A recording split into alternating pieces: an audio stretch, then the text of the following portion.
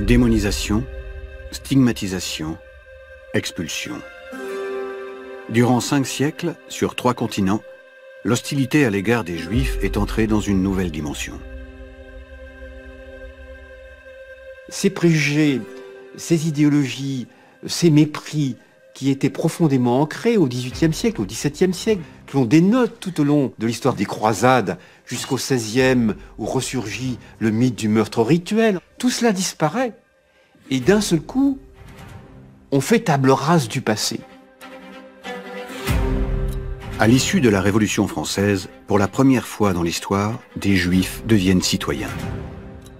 Un grand souffle libérateur venu de France apportera l'espoir partout en Europe. Mais rapidement, dans une époque marquée par des transformations majeures, de nouvelles formes d'antisémitisme vont voir le jour. Elles seront raciales et politiques. En fait, l'antisémitisme frappe les sociétés qui sont soit en crise, soit en mutation.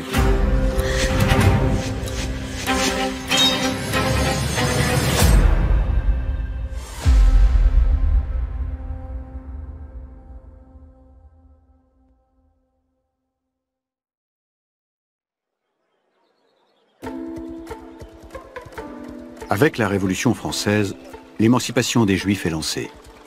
Égaux, avec les mêmes droits, ils accèdent à l'université et à des métiers autrefois interdits. À travers le monde, de nombreux pays influencés par la France accordent l'égalité aux Juifs. C'est le cas du Canada ou de l'Empire ottoman. En Europe, la plupart des États les émancipent à leur tour, à commencer par les Pays-Bas, le Royaume de Prusse et le Royaume-Uni. La fin des discriminations et des fantasmes ravageurs pourrait ne plus être une utopie. La révolution industrielle marque le passage au temps moderne. L'Angleterre est pionnière dans cette mutation. Exploitation du charbon, invention des machines à vapeur, chemin de fer. C'est un monde d'opportunités et une transformation sociale profonde où des fortunes se créent et des positions établies se défont. On voit grandir dans les villes une classe ouvrière aux conditions de vie miséreuses. Au milieu du XIXe siècle, le rejet des Juifs, lui, prend de nouvelles formes.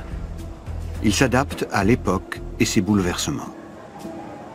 Il y a eu une fonction sociale de l'antisémitisme qui consistait à attribuer aux Juifs la responsabilité de l'exploitation des travailleurs.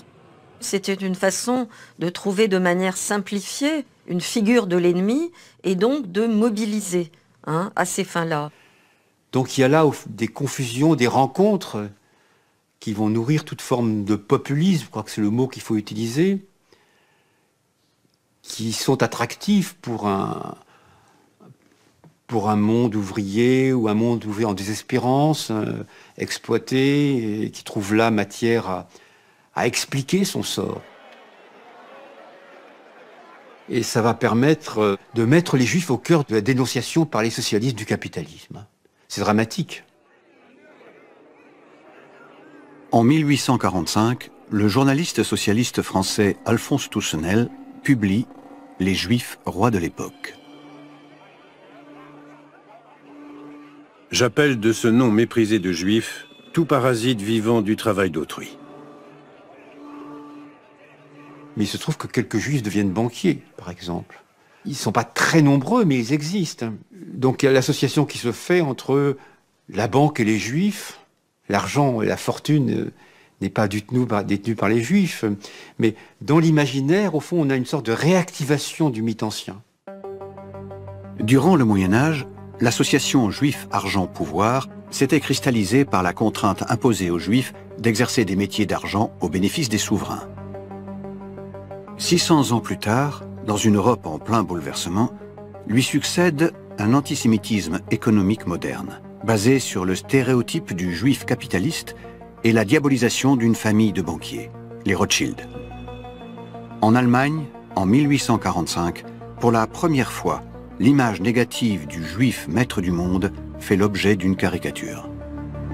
L'une des premières représentations, en tout cas la plus ancienne que j'ai repérée, Amschel Rothschild, représenté avec une map-monde à la place du ventre, et en train d'alimenter les révolutions et les guerres, donc avec de l'argent qu'il distribue à droite et à gauche. Ça aura des effets jusqu'aujourd'hui, enfin, où les Juifs sont associés à la domination du capitalisme international. Les Rothschild sont internationaux, vous voyez.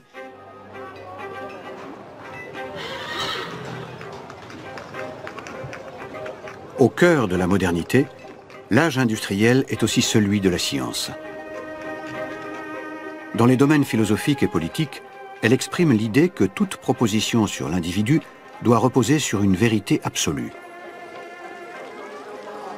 Dans cette ère du temps scientifique, l'antisémitisme va s'inventer une théorie. Elle sera biologique.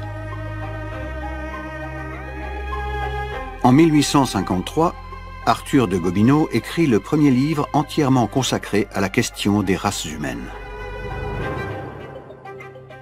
Ce qui est symptomatique chez Gobineau, c'est le fait qu'il est le premier à mettre en avant un nouveau mythe, qui est le mythe des Aryens, puisque c'est chez Gobineau qu'on va trouver le fait qu'il y aurait, parmi la race blanche, une race ou une sous-race, je ne sais comment la qualifier, particulièrement parfaite, qui est la race aryenne. Pour Arthur de Gobineau, les Noirs sont la catégorie humaine tout en bas de l'échelle. Les Juifs, eux aussi, seraient les membres d'une race distincte des autres, la prétendue et inventée race sémite, inférieure à la race blanche. Les théories racistes vont permettre de justifier la non-intégration des Juifs. Puisque la religion a de moins en moins d'importance et que le fait qu'ils ne soient pas chrétiens finalement ne pose plus tellement d'importance, eh bien on va trouver un autre moyen, encore une fois c'est une ruse presque de l'histoire, en disant peut-être, effectivement, ne doivent-ils pas se convertir, mais ils sont racialement différents et de toute façon ils ne peuvent pas devenir comme nous. L'antisémitisme racial supplante l'antijudaïsme religieux, même s'il ne disparaît pas complètement. Dans ce milieu du XIXe siècle, en Europe occidentale, les Juifs restent encore discriminés dans le territoire gouverné par le pape Pie IX.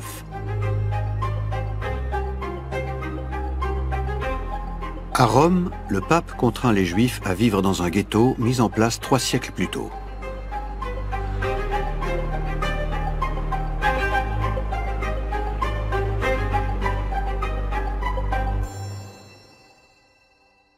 Pie IX est un pape qui va prendre position contre le rationalisme, contre le modernisme, et qui est pour maintenir à l'égard des Juifs une politique qui a été la politique d'intransigeance, donc de l'Église des siècles passés. L'histoire d'un enfant juif italien va ébranler l'autorité multiséculaire de l'Église. Edgardo Mortara, le fils d'un commerçant juif de Bologne, est baptisé à l'insu de ses parents par leur servante chrétienne. L'évêque de la cité en est informé. Afin que l'enfant demeure dans le giron de l'église, il donne ordre à des policiers de l'enlever. L'enfant est conduit au Vatican et va être placé sous protection personnelle du pape Pie IX. Une âpre lutte s'engage. Rassemblée derrière les parents, la communauté juive de Bologne demande la libération du jeune garçon. L'affaire dépasse les frontières des États italiens et rencontre un écho mondial.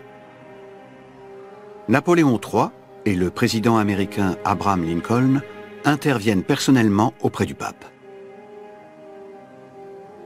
Cette affaire Mortara est un tournant.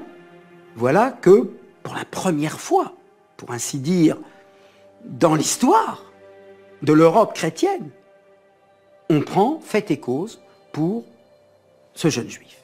Et on considère que cette manière qu'avait l'Église de s'autoriser à convertir de force au nom d'un acte qui avait été commis par cette jeune personne, on dit ben non, c'est plus possible. La mobilisation conduit à la création de la première organisation internationale de protection des Juifs, l'Alliance israélite universelle.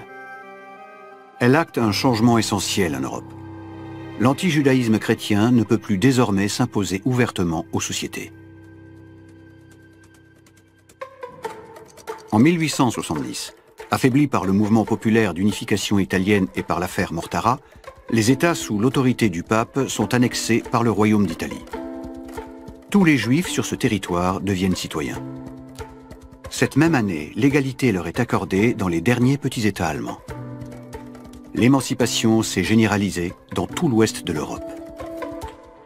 Le processus d'émancipation a eu, du point de vue des antisémites, une conséquence négative qui est qu'il n'y a plus de visibilité des Juifs dans la société, puisqu'il n'y a plus de signes distinctifs, les Juifs étant devenus des citoyens comme les autres, il devient impossible donc de savoir qui est juif, qui ne l'est pas. On ne les voit même plus, on ne sait même plus où ils sont, donc il faut prendre des mesures pour rétablir leur apparence. À travers les siècles, l'anti-judaïsme médiéval avait construit une image négative des Juifs afin de les différencier des chrétiens. Cette fois-ci, les tenants des théories raciales vont faire appel à des pseudosciences, craniométrie, anthropométrie, pour définir les prétendues races et établir leur hiérarchie.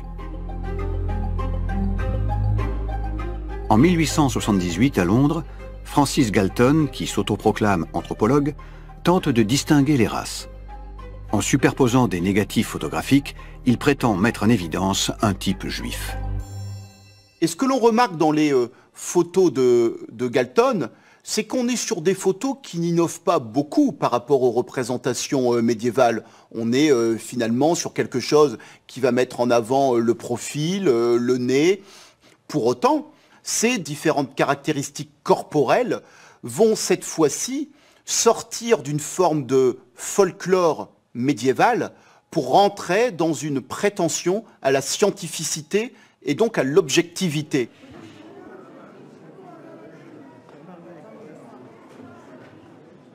Après avoir inventé une race sémite, les adeptes de la haine raciale adoptent un nouveau terme pour se définir. À Berlin, en 1879, l'un d'entre eux, le journaliste Wilhelm Marr, crée le mot « Antisémitismus ». Ein eigentlich absurder Begriff, wenn man ihn genau analysiert. Es gibt ja keinen Semitismus, also zumindest wüsste ich nicht, was Semitismus sein soll. Antisemitismus eigentlich eine Worterfindung, die wenig Sinn macht, die aber diesen Klang haben soll, wissenschaftlich zu klingen. Il est immédiatement adopté dans toutes les langues européennes, dans un délai très bref. Manifestement, le terme répond à une demande. En Russie tsariste, le terme est utilisé pour la première fois en 1879 par le journal Novoye Vremya. 2 ans plus tard, ce même journal est l'un des premiers à accuser les Juifs d'avoir assassiné l'empereur Alexandre II. Le territoire est alors traversé par une vague de violence de masse sans précédent. L'Empire russe regroupe 80% des Juifs du monde entier. Ils ne sont pas libres de circuler et sont contraints à une zone délimitée. Pour l'essentiel, ils vivent dans les territoires de l'ancienne Pologne annexés par l'Empire russe. C'est à Odessa que commencent les massacres et la destruction des maisons. Ils se propagent dans tout l'Empire et prennent le nom de pogrom.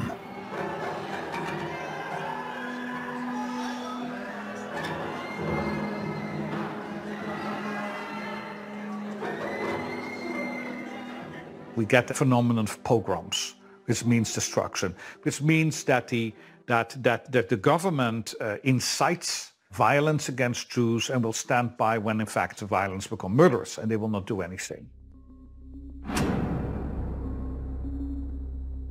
En 1886, dans les librairies parisiennes, un livre popularise le mot antisémitisme.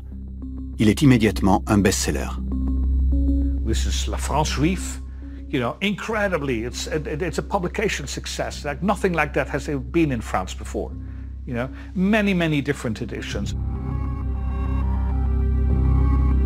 Son auteur est alors peu connu, Édouard Drummond. C'est un génie du mal, mais c'est un génie quand même. Il a une plume extraordinaire, une force de dénonciation incroyable. Drummond est le phare de l'antisémitisme. Il est vraiment la négation de l'idée républicaine dans toute sa splendeur. Celui qui conteste cette société à laquelle il n'appartient pas et peut-être à laquelle il a souhaité appartenir. Il y a beaucoup de ressentiment dans la vie personnelle de Drummond qui n'a pas été très favorable du point de vue professionnel. Il a une vie un peu difficile. Mais il a, un peu comme d'autres plus tard, ce ressentiment l'a mené à construire une sorte de légende noire qui a un succès inimaginable jusqu'à Céline. Il y a une sorte de permanence, de continuité dans l'histoire française de 1880-90 à même à 1950, 1955. À Poujade, on retrouve les mêmes thèmes de l'antisémitisme qui sont exactement constants, avec les mêmes cibles et les mêmes formes de dénonciation, et le même vocabulaire, le juif étranger, le juif et l'argent, le juif qui campe en France, c'est-à-dire le juif qui appartient à une tribu de passage en France. Vous voyez, ça revient en permanence. Au fond, il y a une sorte de refus de l'intégration de ces juifs. He said, you know, France is right now, it's losing its soul, it's destroyed from the inside. We've given up on the education, we've given up on the next generation, and it is the Jews. How could this happen? And instead of looking at what be the normal chain of cause and effect, the only way they could understand it was as a conspiracy, as the result of a conspiracy.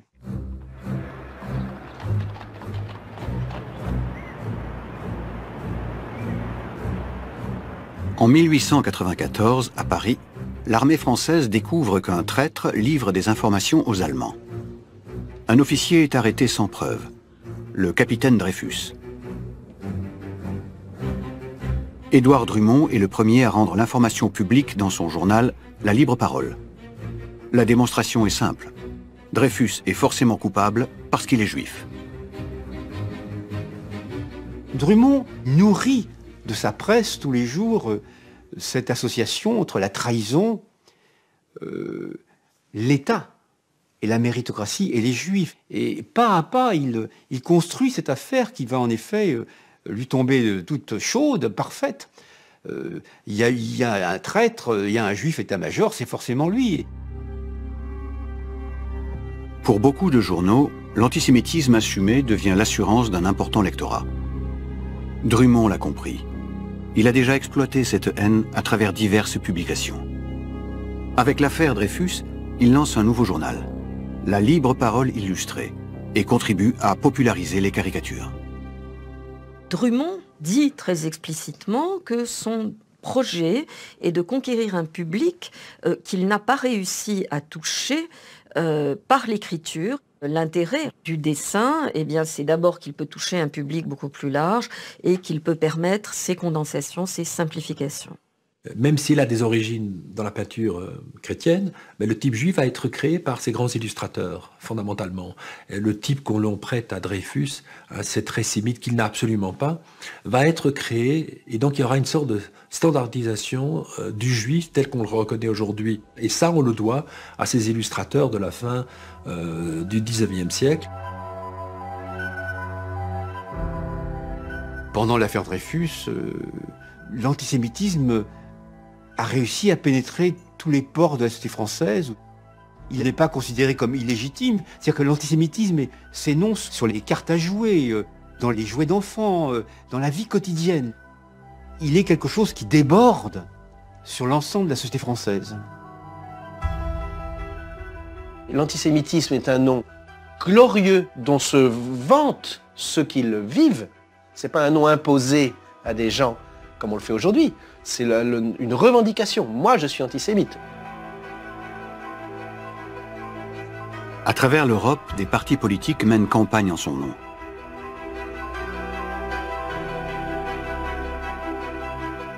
À Vienne, le leader du parti social-démocrate, Georg Ritter von Schönerer, aime se promener avec une canne affublée d'une caricature de juif. C'est un autre politicien antisémite autrichien, Karl Lueger, qui remporte en 1895 les premières élections municipales de la ville de Vienne.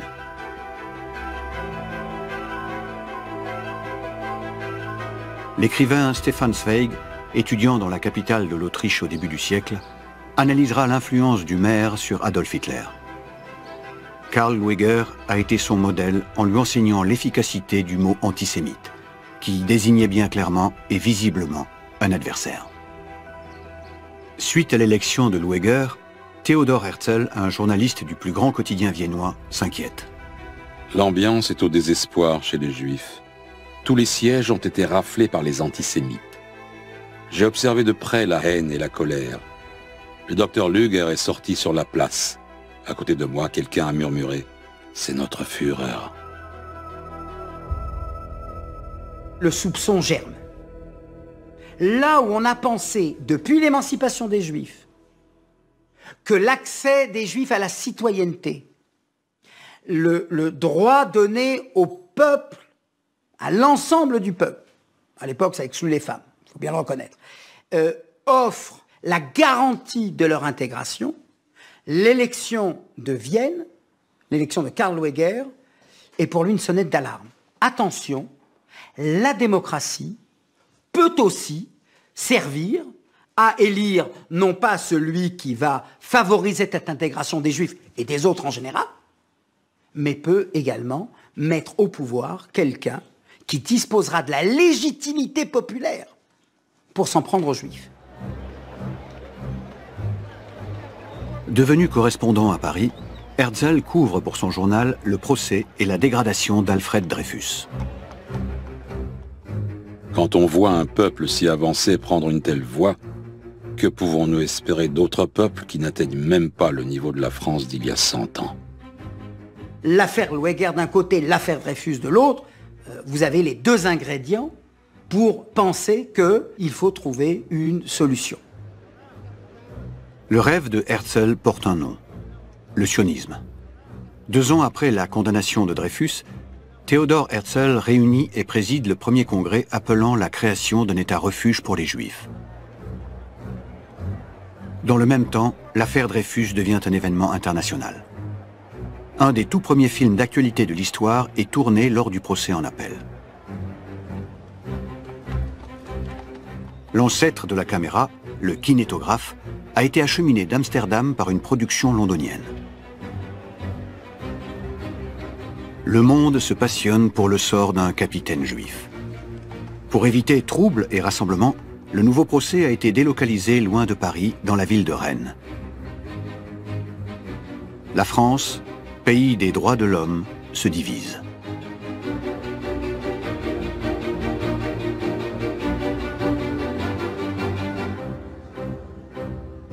L'affaire Dreyfus n'est possible qu'en France. Il n'y a qu'en France qu'un juif accède à l'état-major de l'armée. Dans aucune société du monde, y compris dans les démocraties anglaises ou américaines, aucun juif n'y accède avant les années 1950-1960. Il faut comprendre, au fond, par la comparaison, la spécificité du rejet antisémite qui est l'expression du rejet de la Révolution française. Dans le monde entier, cette affaire devient le terrain d'affrontement entre les prêcheurs de l'antisémitisme moderne et leurs adversaires, les Dreyfusards.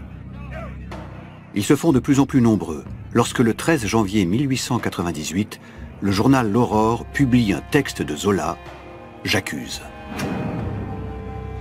C'est un crime d'empoisonner les petits et les humbles, en s'abritant derrière l'odieux antisémitisme, dont la grande France libérale des droits de l'homme mourra si elle n'en est pas guérie. Au lendemain de la publication du manifeste de Zola, des artistes de Montmartre se rassemblent en face du Moulin Rouge. La manifestation contre Dreyfus et Zola dégénère.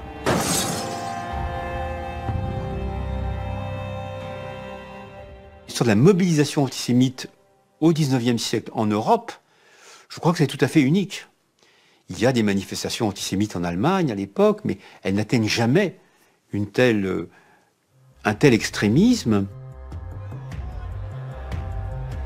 Le 17 mars 1898, un informateur de la police parisienne écrit « Cela va mal finir.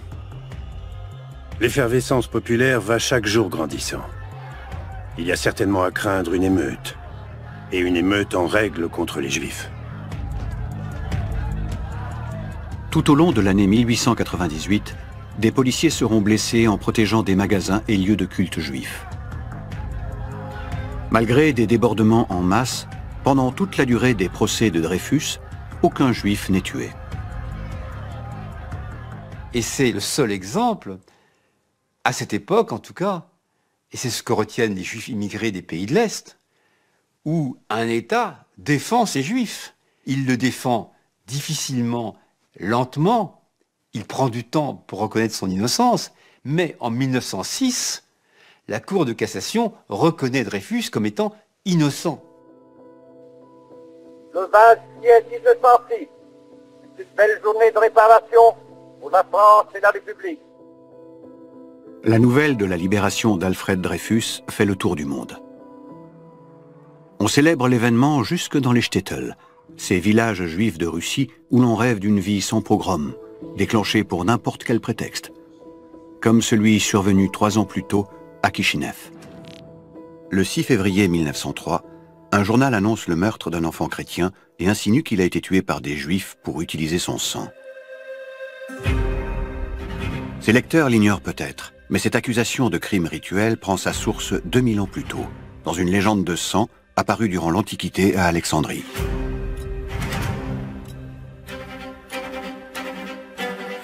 Recyclée au Moyen-Âge en Angleterre, elle continue d'être instrumentalisée et déclenche à Kishinev ce premier pogrom du XXe siècle. Le pogrom de Kishinev, à la différence des autres, va avoir une résonance internationale. On va en parler dans toute la presse. We have photographers on the site. All of this is international news immediately. Now the fate of Jews in Russia becomes a political concern in the United States and other countries. Pour le compte d'une organisation américaine, le grand poète Chaim Bialik se rend sur le lieu au lendemain de l'événement. Il recueille le témoignage des survivants, puis écrit en hébreu un poème. Chantez à voix enrouée, ô chantres quémandeurs. Demandez l'aumône, partout sous les hautes fenêtres étrangères, comme des chiens battus ou des cerfs vers le maître. Il fustige la réaction traditionnelle de la communauté. C'est-à-dire en disant qu'est-ce que vous allez faire maintenant ? Vous allez faire valoir vos souffrances dans le reste du monde et vous allez quémander, il emploie le mot yiddish de schnorrer, vous allez schnorrer comme vous l'avez toujours fait, un peu de pitié internationale ? Non. Il n'y a plus rien à espérer. Ce qu'il faut faire, c'est se réveiller. C'est dire on change de lieu et de temps. Il suffit maintenant. Enfuis-toi, homme. Enfuis-toi pour toujours. Cette partie-là du poème va être une sorte de révolution. Elle est, je dirais, un des rares moments dans l'histoire de la littérature mondiale où un texte va conduire des gens à changer de pratique, à changer de comportement, à changer de conviction. Ils sont des centaines de milliers à quitter la Russie tsariste. Ils émigrent vers des pays où les Juifs ont été émancipés, où ils ne seront plus discriminés. Vers la France, l'Angleterre, mais surtout vers les États-Unis.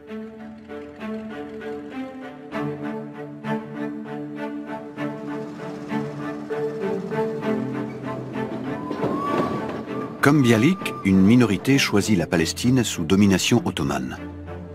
Ils aspirent à la création d'un État-refuge, un État juif indépendant.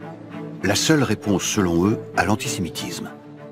C'est-à-dire la construction d'un abri permanent pour le peuple juif. Le rêve de Théodore Herzl.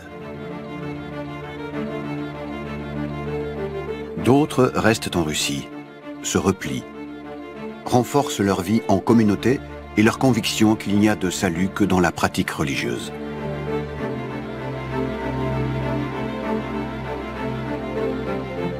Certains estiment qu'il n'y a rien à attendre de l'Empire, mais tout à attendre de la Russie. Ils s'engagent dans l'action révolutionnaire. En 1917, pendant la Première Guerre mondiale, le régime tsariste s'effondre. Le mouvement communiste révolutionnaire prend le pouvoir. Après plusieurs années de guerre civile, l'Union soviétique voit le jour. Pour les Juifs soumis, exclus d'existence civique, cela sera un rêve inespéré que la création de l'Union soviétique et de l'État soviétique. L'URSS, à ce moment-là, est tout sauf un régime antisémite. C'est le premier régime au monde à avoir pénalisé l'antisémitisme. Капиталисты стараются посеять и раздеть вражду между рабочими разной веры. Среди евреев есть рабочие труженики, их большинство. Позор тем, кто сеет вражду к евреям, кто сеет ненависть к другим нациям. Il y a à l'époque un grand rêve de créer une espèce de peuple soviétique fusionnant de mariages interethniques. Et pour les Juifs, il s'agit d'une immense libération, un rêve d'émancipation parce qu'il s'agit également d'une génération qui étouffait dans le monde du shtetl. L'ascension sociale a été bien plus rapide et bien plus positive qu'en France. Avec tout le respect que j'ai pour la Révolution française, on a là, en 20 ans, en Union soviétique, une ascension aux plus hautes positions de l'État soviétique. La présence de juifs parmi les bolcheviks va être utilisée par les courants contre-révolutionnaires. Ils vont chercher à attiser et exploiter l'antisémitisme au sein de la population russe.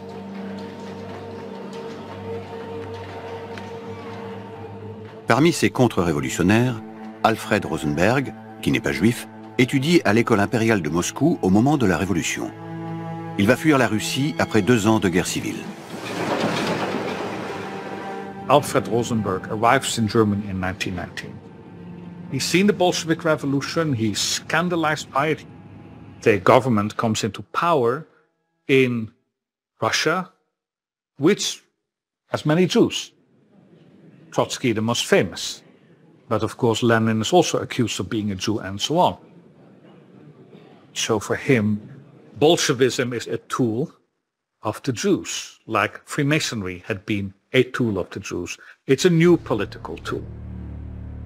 Rosenberg alimente sa vision conspirationniste à partir d'un livre russe écrit par la police tsariste 20 ans plus tôt, en 1903. Les protocoles des sages de Sion. Ce faux qui met en scène des juifs en train de comploter pour dominer le monde a rencontré peu de succès jusqu'à sa réédition russe en 1918. Dès son arrivée en Allemagne, Alfred Rosenberg donne un nouvel écho au protocole de Sion. Rosenberg selber beteiligt sich daran, zunächst auch mit einer Art Kommentar zu diesen Protokollen und dann mit der Verbreitung dieser Hetzschrift. Und er versucht zu zeigen, dass diese jüdische Weltverschwörung, von der diese sogenannten Protokolle berichten, dass diese jüdische Weltverschwörung eben auch im Deutschland der Zeit nach dem Ersten Weltkrieg vorhanden sei. If you are now a German nationalist, of course the idea of a conspiracy is very convenient. We have now a text, and that gives the whole story.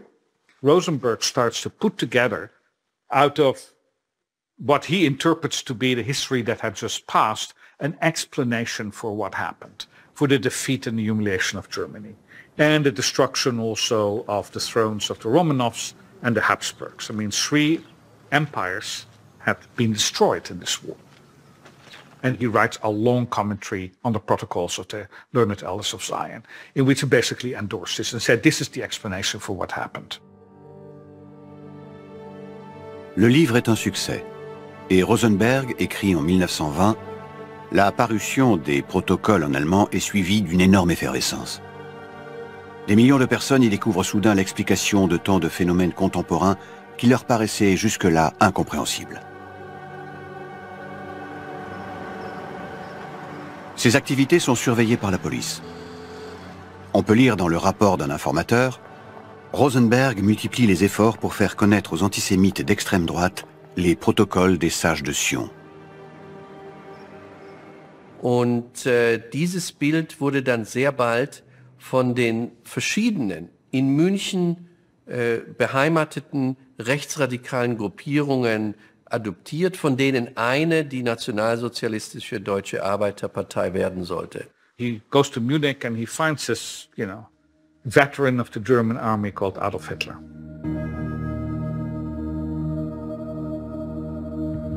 Adolf Hitler est alors un agitateur d'extrême droite parmi d'autres.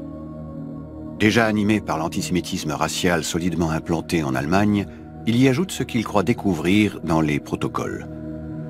Le jour où ce document sera devenu le livre de chevet d'un peuple, le péril juif pourra être considéré comme conjuré. En 1920, il fonde le parti nazi et entreprend de s'imposer comme le leader de la lutte contre une prétendue menace juive à double face, capitaliste et révolutionnaire bolchevique. Inspired by a whole biological discourse, a racist discourse, it combines with this conspiracy theory. Hitler basically invents this ogre-like thing called the Jew, which is one body of which all Jews are a part. The Jew will rule by whatever means he can get control. If it's Bolshevism, or it's capitalism, or it's a traditional society, the Jew doesn't care. It's only a way for him to get power. And this, of course, is a remarkable development in the history of anti-Semitism. La définition des Juifs n'est pas facile et n'est pas simple. On ne sait pas si c'est une nation ou si c'est une religion. Les Juifs ne doivent pas vivre dans Eretz Israël pour être juif, ne doit pas parler l'hébreu pour être juif, ne doit pas vivre dans une communauté juive pour être juif, ne doit pas croire au Dieu, ne doit pas être religieux pour être juif. Ça veut dire ça vient de l'antisémite lui-même, mais le juif, c'est un objet facile à projeter sur lui. Pour vous donner un exemple, quel est le lien entre Trotsky, Rothschild, quel est le lien entre eux? Ils ne peuvent pas se parler même entre eux. Chacun a sa conception à lui. On peut parler d'un fantasme de la sage de Sion qui domine le monde et la projection sur le juif devient la source de l'antisémitisme. Au début des années 20, le parti nazi est groupusculaire. Il est l'un des nombreux mouvements qui cherchent à déstabiliser la jeune République de Weimar. Tentatives de putsch et assassinats politiques se multiplient. En 1922, le ministre des Affaires étrangères, Walter Rathenau, premier juif à devenir ministre, est la cible privilégiée des discours antisémites. Le 24 juin, il est abattu par des militants d'extrême droite. Une vaste opération de police est déclenchée. Les coupables sont arrêtés et la plupart des organisations nationalistes sont décapitées.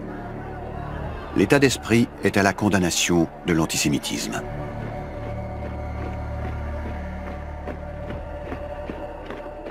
L'assassinat de Rathenau a été suivi par des manifestations absolument gigantesques qui ont couvert toute l'Allemagne, avec 1 million de manifestants à Berlin. On n'avait jamais vu ça. C'est très rassurant parce que ça veut dire que l'extrême droite est une minorité et qu'elle est condamnée fermement. Und trotzdem darf man sich davon nicht irreleiten lassen. Natürlich gab es die Gegner des Antisemitismus, aber es gab eine große Masse, die auch diesen Rathenau-Mord gut geheißen hat, die die Mörder von Rathenau entschuldigt hat als Patrioten. Und ich glaube, das ist für mich persönlich, ist das wirklich das Entscheidende, dass bereits in den frühen 20er Jahren, vor allem in Orten wie in München, aber eben auch Wien, aber auch in Berlin, das Thema Juden und Antisemitismus so präsent war, und zwar von verschiedenen Seiten beleuchtet wurde, dass man dem eigentlich nicht ausweichen konnte, obwohl die Juden nur 1% der deutschen Bevölkerung bildeten.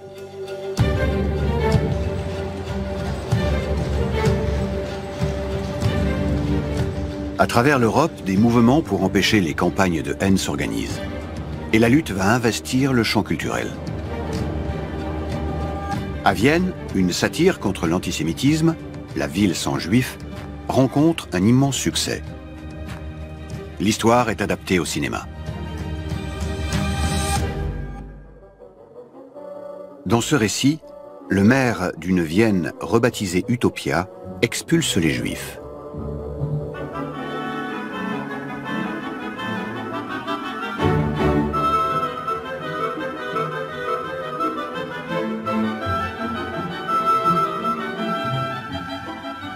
Une crise économique éclate.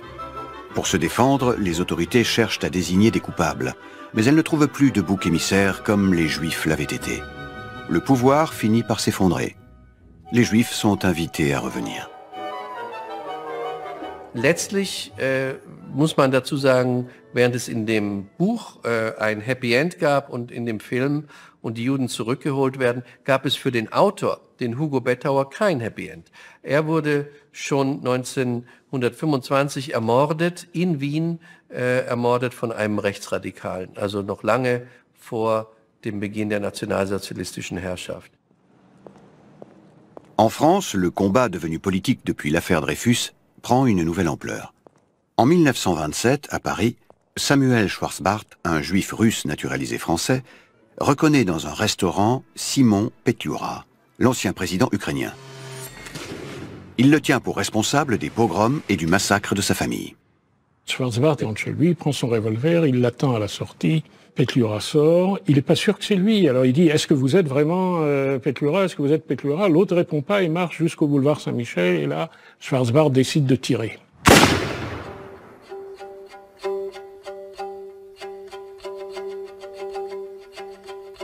Au procès de Schwarzbart, son avocat Henri Torres transforme le palais de justice en tribune publique contre les persécutions anti-juives. Henri Torres a bien voulu venir évoquer lui-même la plaidoirie qu'il fit en 1927. Je lui laisse la place. Schwarzbart avait raison quand, après l'avoir abattu, il lui a dit « J'ai tué un assassin. Assassin, oui, parce que qu'est-ce que le pogrom? Le pogrom, c'est la démagogie de l'assassinat. Dans ce procès, vous allez rejoindre, je dirais non seulement la plus grande des traditions françaises, mais ce qui est mieux, l'instinct charnel, l'instinct inné de notre race. Cet instinct, il signifie que nous voulons accorder la liberté, la justice, la dignité à tous les hommes, quels qu'ils soient. À l'issue du procès, Schwarzbart est acquitté. L'histoire de l'antisémitisme est inséparable de l'histoire du combat contre l'antisémitisme. Il n'y a pas d'un côté des personnes qui auraient fait l'histoire et de l'autre côté des gens qui seraient restés totalement passifs. Les acteurs ont été souvent écrasés, mais ont essayé de conquérir des espaces de dignité et ont essayé de faire obstacle à ce qui était en train de leur arriver.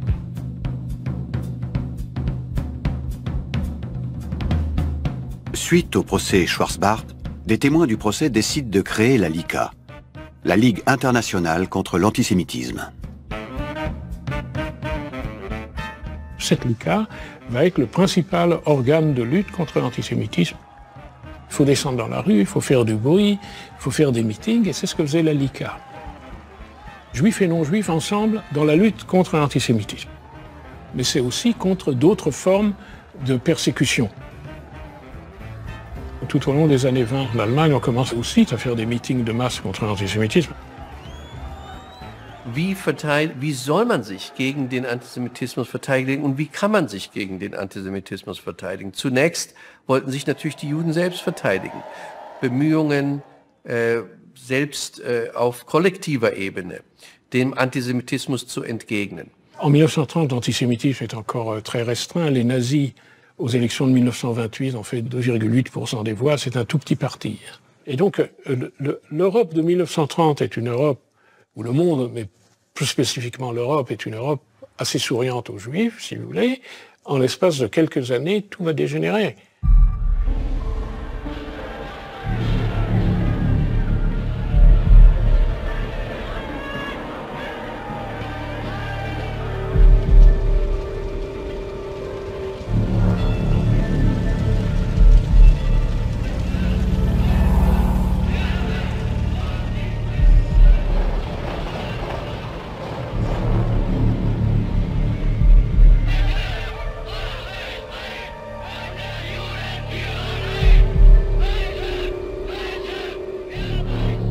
La victoire d'un parti antisémite en Allemagne choque profondément la conscience juive du monde entier. Pourquoi? Parce qu'on s'était habitué à un antisémitisme en Russie ou en Pologne, avec des pogroms, mais jamais l'État n'était devenu officiellement un État antisémite.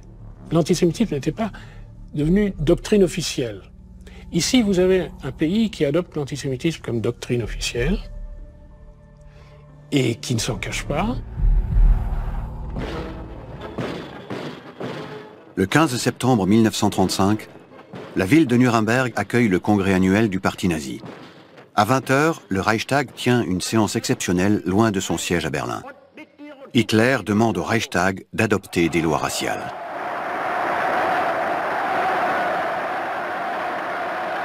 Die Nürnberger Gesetze waren natürlich ein entscheidender Bruch.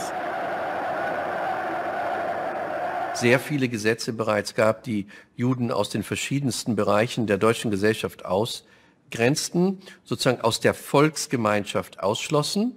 Und nun haben die Nürnberger Gesetze diesen Ausschluss besiegelt, indem sie auch offiziell zu Bürgern zweiter Klasse stempelten. Les lois raciales introduisent une notion dénaturée de légitimité aux yeux des nazis. Für die nichtjüdische deutsche Gesellschaft, Mehrheitsgesellschaft, bedeuteten die Nürnberger Gesetze nun auch einschneidende Veränderungen. Also jetzt konnte bestraft werden, wer zum Beispiel in einem jüdischen Haushalt arbeitete. Jetzt konnte natürlich jede sexuelle Zusammenkunft von Juden und Nichtjuden bestraft werden, nicht?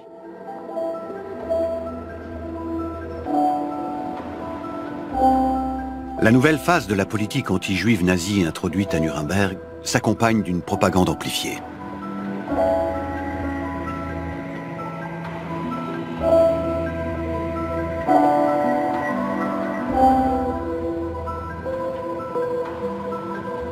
What the National Socialists did was to take many different aspects of anti-Judaism and bring them all together.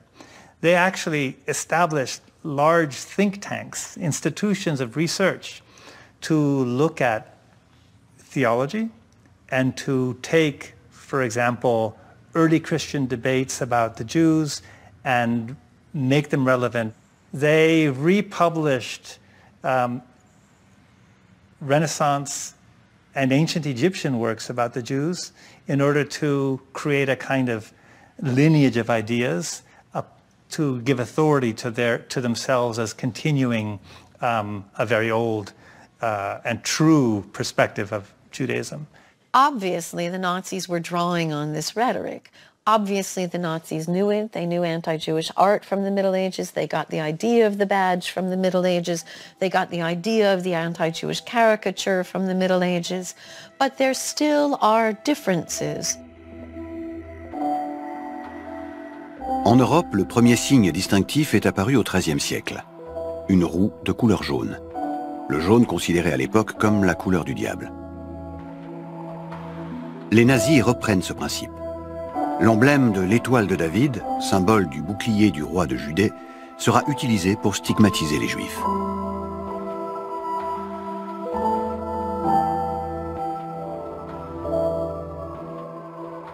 They used Judaism as a critical language with which to criticize many forms of cultural practice that they were against. So, for example, the degenerate art exhibition. En juin 1937, le Reich fait saisir des milliers d'œuvres d'art moderne présentées comme dégénérées.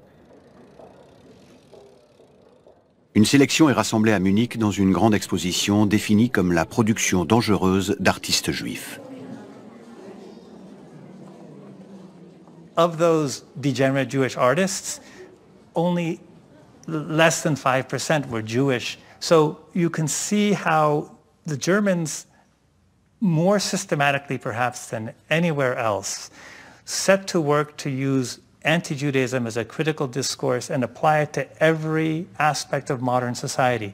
Every department of a German university could be criticized in terms of, was it too Jewish or was it properly German. Le 9 novembre 1938, les autorités du Reich orchestrent la nuit de cristal. Prétextant venger l'assassinat d'un diplomate nazi en France, les vitrines de centaines de magasins sont brisées et des dizaines de synagogues incendiées. 30 000 juifs sont arrêtés et internés dans des camps de concentration. Ni le corps judiciaire, ni l'armée, ni l'Église ne protestent officiellement contre cette explosion de violence. Il y a quelque chose qu'on a du mal à percevoir dans l'antisémitisme. C'est que tous les moyens de défense ne sont bons que pour un niveau relativement bas d'antisémitisme. Voilà. Dès que l'antisémitisme dépasse ces niveaux, les défenses craquent. Les amis restent à la maison ou changent de camp. Vous voyez, et subitement, les Juifs se retrouvent seuls. Voilà. On est en 1938, on est à Berlin.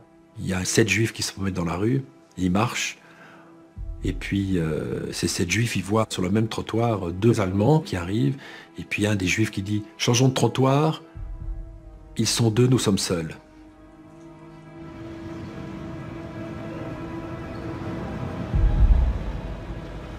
Qu'est-ce qui fait qu'on accepte une autorité qui vous dicte des conduites arbitraires? Voilà. Comment expliquer ce qu'on dirait aujourd'hui, le caractère viral d'une passion contre un groupe, qui en général n'est pas un groupe très important au sein de la population, comment cela prend?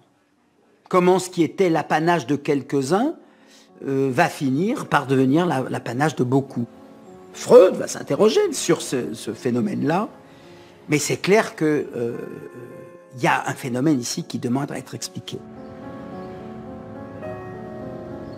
Le 4 juin 1938, 4 mois après le rattachement de l'Autriche au Reich, Sigmund Freud est autorisé à quitter Vienne. Il se réfugie à Londres, où un journaliste, Arthur Kessler, vient lui demander d'écrire un article sur l'antisémitisme. Vous savez, ils n'ont fait que déclencher la force d'agression refoulée dans notre civilisation. L'antisémitisme est un thème récurrent chez Freud. Il en a souffert, il a vécu avec ça. Il dit très précisément, la formule c'est « je me suis familiarisé précocement avec le fait d'être mis au banc de la majorité compacte ».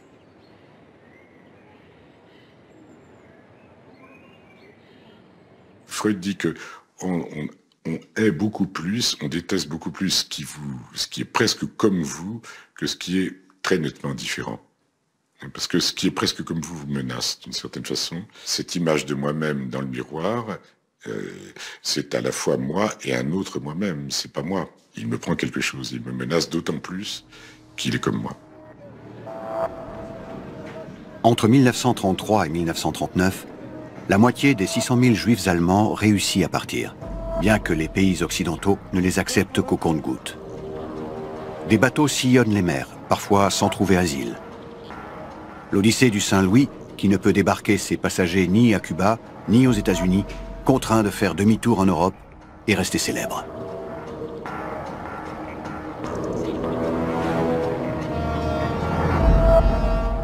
In May 1938, there are around 250,000 Jews, plus or minus, in Germany. There are another, at that time, maybe 150,000 Jews in Austria. That's 400,000 Jews you have to think with. All of them, one way or another, want to leave, and the government wants them to leave. Wenn es dem internationalen Finanzjudentum in und außerhalb Europas gelingen sollte, die Völker noch einmal in einen Weltkrieg zu stürzen, dann wird das Ergebnis nicht die Bolschewisierung der Erde und damit der Sieg des Judentums sein, sondern die Vernichtung der jüdischen Rasse in Europa.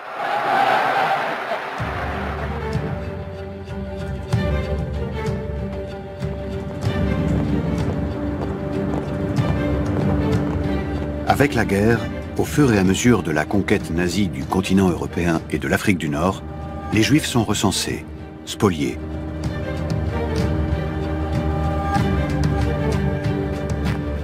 Puis le projet prend corps de les assassiner, tous sans exception, des enfants aux vieillards, là où ils vivent, jusqu'à les poursuivre aux quatre coins de l'Europe.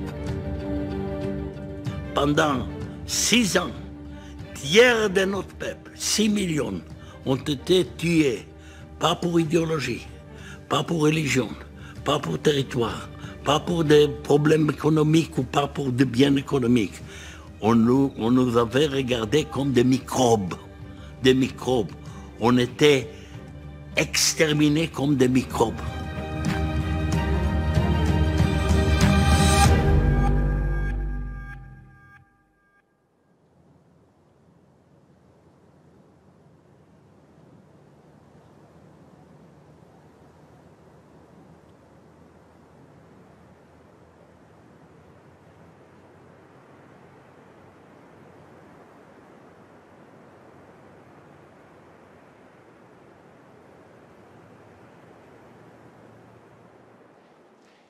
Hitler a génocidé véritablement ces sources vives du judaïsme européen.